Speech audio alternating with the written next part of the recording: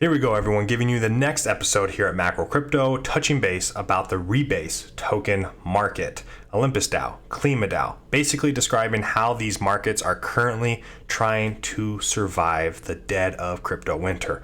Where the bottom is, really no one knows. Ultimately, they might be bleeding against Ethereum and Bitcoin, but we do have a surprise in store for one of these protocols to discuss in that regard. But ultimately, if you've watched any of our previous videos, we were hoping and praying that eventually we would get a bull market extended cycle within this cycle. Obviously, we are no longer even actively trying to achieve that. These protocols now need to survive. And that's why we've discussed in previous videos the runway, extending that runway, allowing them to have a chance to thrive once they survive. Now, in this video, we'll be going over some of that information, really touching base on Olympus, some of the news, what's currently going on, as well as Klima has some big news for itself. So if you do enjoy the content, you know what to do by now. Like, subscribe, and head over to that Twitter page at Macro Crypto Club. Like always, link will be down in the description. Let's touch base on Olympus DAO first and foremost. Now, before we even dive into that, here's Sassal.eth. If you don't follow this individual, highly advise it. Not a complete Ethereum maxi, but it is probably as close as you can get to being an Ethereum maxi without being a so-called Ethereum maxi. Stop experimenting with Ponzi's, algo stables, yield farming, and other unsustainable nonsense. Start experimenting with public goods, funding, governance, DAOs, decentralized autonomous organizations, decentralized identity and reputation, regenerative finance, and privacy tools. This is the GUI. Now, what is interesting, as you can tell, Vitalik Buterin caught his attention and he responded, agreed hard on this, with the one quibble that algo stable has become a propaganda term serving to legitimize uncollateralized stables by putting them in the same bucket as collateralized stables like DAI and Ray. And we need to really emphasize that the two are very different. Now, touching base off of that is, like, for instance, DAI is collateral based. You can use Chainlink or Ethereum or Ether as collateralization to borrow against your DAI. If the price of those assets gets to a certain point, there is a liquidation price. That way, the protocol can refund the DAI that you borrowed from their ecosystem. Now, these uncollateralized stables basically gets us right back to where we are right now. Fiat, anywhere around the world, US dollar, the pound, or wherever you're at, I'm sure your fiat is also backed by nothing. Uncollateralized funds, basically, that are out there.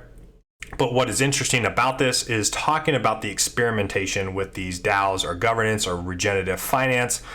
This is where we're at right now with Olympus DAO and Klima DAO experimenting and trying to make society better from these protocols. So that's going to take us right into Olympus DAO. The protocol stats currently, the treasury balance is over 350 million. Number of holders is north of 120,000. Protocol owned liquidity, 99.38%. Anytime we're over 99%, that's what we need for this protocol. They need to handle the majority of their own liquidity, so no bad actors can fool around. Unique tokens in the treasury is actually at 50 plus, so really balances the treasury. So ultimately, not too scary of a situation if we are in a downtrend like we're currently at right now. So the own price is at $19.39 right now. Current index is over 156. But what is most interesting, what's going to be a bigger talking point for us in this specific video, is the GOM price, just above 3,000.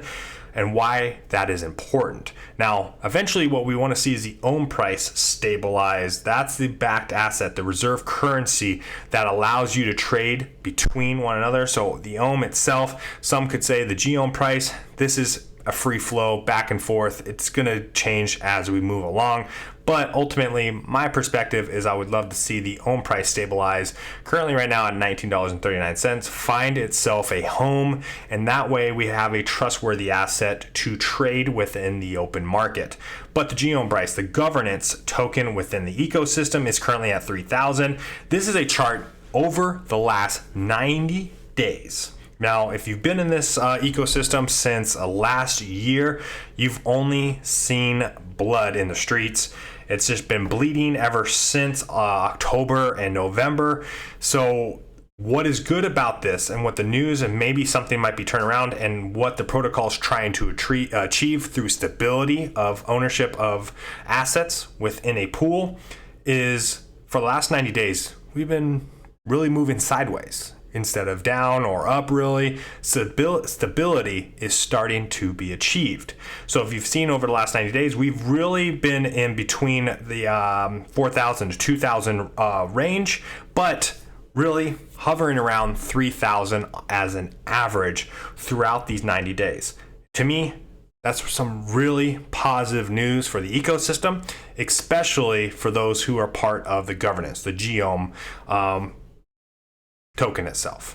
Now, the OIP 98 Olympus yearly security audit budget and recomp, this passed with flying colors, 99.98%, basically allocating $500,000 to be used for smart contract audits, an additional $100,000 to reimburse Zeus for doing the migration audit.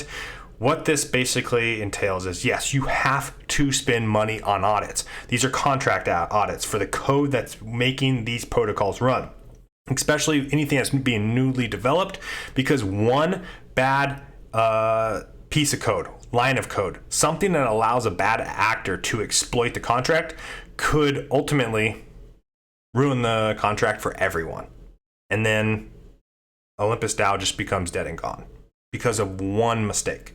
So these audits are extremely important, especially using expensive auditors. People that you can trust are going to do an extremely hard job looking through the code and finding mistakes and holes that might have been missed before. Because guess what? You build your code out, you're looking over it for those same mistakes. Someone else might see something that you missed. And this is important. So moving forward. So that passed with flying colors for the Olympus protocol to utilize. The OIP 97, the cross-chain economy expansion budget, basically allowing roughly 6 months ago, the Proteus program was funded to facilitate the cross-chain expansion of Olympus. The intent of Proteus was not to only reach new users on other chains that were often excluded due to the Ethereum gas, but also to create new partnerships and integrations and develop use cases for the GEOM token. So GEOM itself right now is really what's going to be able to be bridged across different ecosystems such as Arbitrum, Avalanche, Phantom, Polygon, Optimism.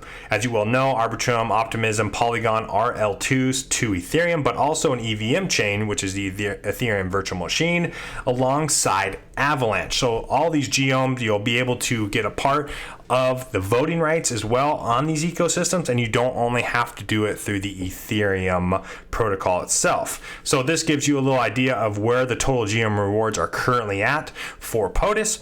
And Optimism just had a rollout recently, dropping a token themselves.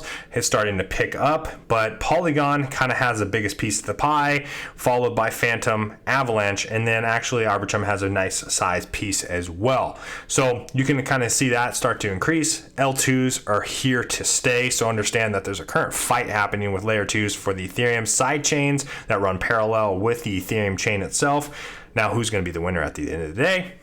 Don't know, but at least OM is trying to set themselves up, or Olympus DAO is trying to set themselves up to garner a lot more attention from each of these ecosystems and bring them back to the Olympus protocol. And lastly, on operational security, we will throw this link in the description below. That way, if you want to check it out for yourself, I highly recommend this read. This actually came from Olympus as something that you want to further check into. It talks about wallets, software, hot wallets, cold wallets, smart contract wallets such as your Gnosis safe or your Argent vaults. Also talking about how password security can be compromised. All of this information, you can go into greater detail. It's a pretty quick read, but it's ultimately going to help you better understand the space and secure your funds so no bad actors can take that away from you. Now we're going to go ahead, dive into our second portion of this video, talking about Klima DAO trying to use carbon-backed assets to improve this world. Now, before we really dive into Klima, we talked about this before Mobilium. Friday, 3 p.m. UTC. This has already happened, but it is essentially live. You can buy Klima now with a credit card, debit card through Mobilium, creating the reach of those who want to partake in trying to clean up the environment through Klima DAO. Now, recently, the White House themselves put out a press release basically requesting for information on the climate impacts of digital assets. Here, Klima jumps in. So we will continue to see how this is. Of course, Klima responded to the White House in this regard. Probably hasn't received a response, but if we will continue down this road, which I'm sure we will, the digital assets, what the climate impacts are, we've seen it with Bitcoin, Ethereum. Once the merge happens, Ethereum will be next to nothing on those climate impacts, but this will allow Klima to be at least positioned perfectly to jump on this ride, this boat, this ability to allow users and then businesses and governments to track carbon-backed assets. So what's going on currently within the Klima ecosystem? KIP24 utilizes USD to extend the development runway, continuing to push out that runway for Klima. This is important. I'm always on board. Right now, it's a 77.2%, 6% allocation. I don't understand why this shouldn't be even north of 90%. We want to continue pushing this out as far as we can. We don't know what's going to happen with the crypto market, and especially in a macroeconomic environment that's so unstable currently. We need to push out this runway and allow Klima to have a chance to be successful at the end of the day, because it's not an if, it's a when. Carbon-backed assets come to the blockchain, and there is a company or a DAO, and we're rooting for the DAO, the Klima DAO, to be successful with this, that basically dominates the market in regards to eating up the carbon-backed assets that are out there in the world currently. Now, what we can also let you know is that you can stake now from multiple blockchains, cross functionality through li.fi, cross-chain staking through Klima. Now, what's happening is the LFI ability to perform any cross-chain swaps, and basically the EtherSpot's smart contract wallet feature through which we can batch transactions and sign cross-chain transactions without RPC switch to facilitate cross-chain staking in the Klima smart contract in just 3 steps, which would normally take 9 steps on 3 different apps. So at least this gives an ability for cross-chain functionality. If you believe in interoperability, this is golden. And then with the addition of L2s out there on Ethereum, Polygon possibly being able to then speak with Klima, speaking with Arbitrum, Optimism, ZK Sync, and the many other chains that are going to run parallel to Ethereum, all battling it out, again, creates a better chance of adoption and bringing individuals over to the Klima DAO ecosystem. So it's just as good news overall. Now, the Klima DAO token legal qualification, what has been understood is that basically the Swiss financial market law indicates that Klima DAO is not a security. This is a massive step for Klima DAO. Eventually, hopefully, Olympus DAO, all these protocols will be cleared of the security laws that are in place across the world. But this is just one small step, but a massive one nonetheless. And then lastly, basically carbon credits will be a scarce and expensive asset. Price for credits could rise to a central estimate of 80 to 150 per ton by 2030. Through Klima DAO, BCT can be retired for less than $2 per ton today. Scaling up credit volumes will quickly exhaust available low-cost supply. So the more that Klima DAO eats up, also the more that these will become more expensive with time. Now, right now, it's very cheap for these companies to utilize them, to purchase them, but the more that Klima eats them up, the more expensive they will come. And now by 2030, we're talking 80 to 150, maybe by 2050, each of them is going to be $150 to $200. That's what Klima DAO is banking on. Is also the success of Klima DAO is based off of how expensive these assets could become. Now, if you can tell right now, the 2020 to 2035, that window could rapidly increase, especially if you've seen the push by the euro as well as the White House here in America. Governments around the world are really pushing this. So this could rapidly rise up and then kind of level off. But we're going to continue checking these out on a weekly or bi-weekly, at the very least monthly basis here at Macro Crypto, giving you a little insight on Olympus DAO and Klima DAO, of course. If you enjoyed the video, give us a like and subscribe, everyone. I hope you all enjoyed. Until next time, everyone. Peace.